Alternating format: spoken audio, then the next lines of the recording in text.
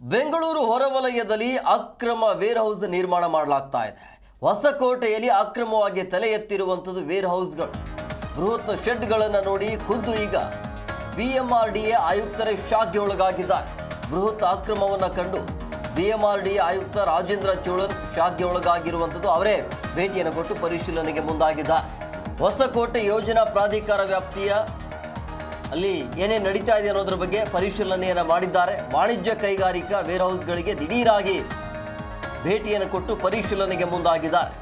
ಹೊಸಕೋಟೆ ಯೋಜನಾ ಪ್ರಾಧಿಕಾರದ ವ್ಯಾಪ್ತಿಯ ಹೊಸಕೋಟೆಯಿಂದ ಶಿಡ್ಲಘಟ್ಟಕ್ಕೆ ಹೋಗುವ, ಅದರ ಜೊತೆಗೆ ಹೊಸಕೋಟೆಯಿಂದ ಚಿಂತಾಮಣಿಗೆ ಹೋಗುವ ರಾಜ್ಯ ಹೆದ್ದಾರಿಗಳಲ್ಲಿ ಅನುಮತಿ ಪಡೆಯದೆ ನಕ್ಷೆ ಮಂಜೂರಾತಿ ಇಲ್ಲದೆ ವೇರ್ ಹೌಸ್ಗಳು ಪತ್ತೆಯಾಗಿವೆ.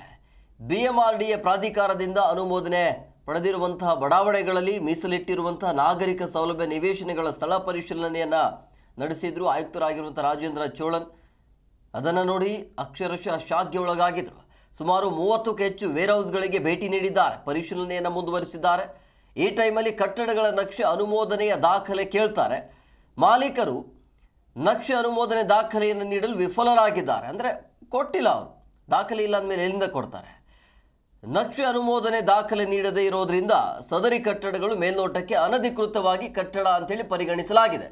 ಈ ಬಗ್ಗೆ ಮತ್ತಷ್ಟು ಮಾಹಿತಿ ನೀಡುತ್ತಾರೆ ನಮ್ಮ ಪ್ರತಿನಿಧಿ ಪ್ರಸನ್ನ, ಫೋನ್ ಸಂಪರ್ಕದಲ್ಲಿದ್ದಾರೆ.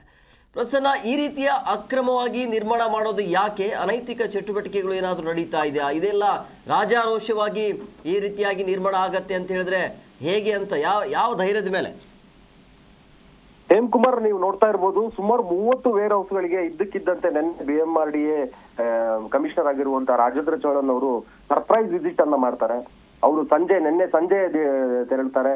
ಮತ್ತೆ ನಿರಂತರವಾಗಿ ಅವರು ಪರಿಶೀಲನೆಯನ್ನ ನಿರಂತರವಾಗಿ ಮಾಡ್ತಾ ಇರೋ ಹಿನ್ನೆಲೆಯಲ್ಲಿ ಈಗ ಹೊರ ಬಂದಿರುವಂತಹ ಸ್ಫೋಟಕ ಮಾಹಿತಿ ಏನಪ್ಪಾ ಅಂತಂದ್ರೆ, ಈ ಬಹಳ ದೊಡ್ಡ ದೊಡ್ಡ ವೇರ್ ಹೌಸ್ಗಳು ಇರ್ತವೆ.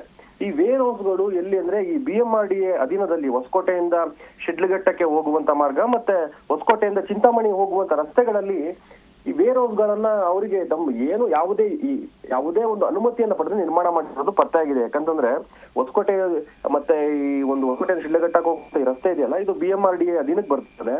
ಯಾವುದೇ ವೇರ್ ಹೌಸ್ಗಳನ್ನ ಮಾಡ್ಬೇಕಾದ್ರೆ ಬಿಎಂಆರ್ಡಿಎಗೆ ಒಂದು ಸಂಬಂಧಪಟ್ಟಂತಹ ದಾಖಲಾತಿಗಳನ್ನ ಸಲ್ಲಿಕೆ ಮಾಡಬೇಕು. ವೇರ್ ಹೌಸ್ ನಕ್ಷೆಗಳನ್ನ ಸಲ್ಲಿಕೆ ಮಾಡಿ ಮಂಜೂರಾತಿನ ಪಡೆದು ಸಂಬಂಧಪಟ್ಟಂತಹ ಎಲ್ಲಾ ಮಂಜೂರಾತಿಗಳನ್ನ ಪಡೆದ ನಂತರವಷ್ಟೇ ವೇರ್ ಹೌಸ್ಗಳನ್ನ ಮಾಡಬೇಕು. ಆದ್ರೆ ಈ ವೇರ್ ಹೌಸ್ಗಳು ಆರಾಮಾಗಿ ಅವ್ರಿಗೆ ರಾಜಾರೋಷವಾಗಿ ಅವರೇ ಕಟ್ಕೊಂಡ್ಬಿಟ್ಟಿದ್ದಾರೆ. ಯಾವುದೇ ರೀತಿಯಾದಂತಹ ಬಿಎಂಆರ್ಡಿಎ ಪರ್ಮಿಷನ್ ಇಲ್ಲ ಅನ್ನುವಂತ ಮಾಹಿತಿ ಲಭ್ಯ ಆಗಿದೆ. ಇದು ಹೇಗೆ ಅಂದ್ರೆ, ಅವ್ರು ಪರಿಶೀಲನೆಗೆ ಹೋದ ಸಂದರ್ಭದಲ್ಲಿ ಅಲ್ಲಿನ ಮಾಲೀಕರಿಗೆ ಸಂಬಂಧಪಟ್ಟಂತೆ ಎಲ್ಲಾ ದಾಖಲಾತಿಗಳನ್ನ ಕೇಳಿದ್ದಾರೆ. ಬಿಎಂಆರ್ಡಿಎ ಇಂದ ಅನುಮತಿ ಪಡೆದ ಪತ್ರಗಳನ್ನೆಲ್ಲ ಕೇಳಿದಾಗ ಅವರು ಇಲ್ಲ ಅಂತ ತಿಳಿದು ಬಂದಿದೆ. ಆ ಹಿನ್ನೆಲೆಯಲ್ಲಿ ಹೊಸಕೋಟೆ ಸುತ್ತಮುತ್ತ ಇರುವಂತಹ ಈ ವೇರ್ ಹೌಸ್ ಗಳನ್ನ ನೋಡಿದಂತ ರಾಜೇಂದ್ರ ಚೋಳನ್ ಅವರೇ ಶಾಕ್ ಆಗ್ತಾರೆ ಒಂದು ಕ್ಷಣಕ್ಕೆ, ಇದೆಲ್ಲ ಹೇಗ್ ನಡೀತಾ ಇದೆ ಅಂತ.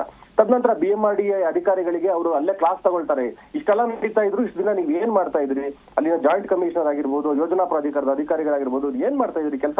ಇವನ್ನ ತಕ್ಷಣನೇ ಇವರು ಸರಿಯಾಗಿ ಮಾಹಿತಿಯನ್ನು ಕೊಡ್ಲಿಲ್ಲ ಅಂದ್ರೆ ಇವೆಲ್ಲವನ್ನ ನೆಲಸಮ ಮಾಡ್ಬೇಕಾಗ್ತದೆ ಅನ್ನುವಂತ ಎಚ್ಚರಿಕೆಯನ್ನು ಕೊಟ್ಟಿದ್ದಾರೆ.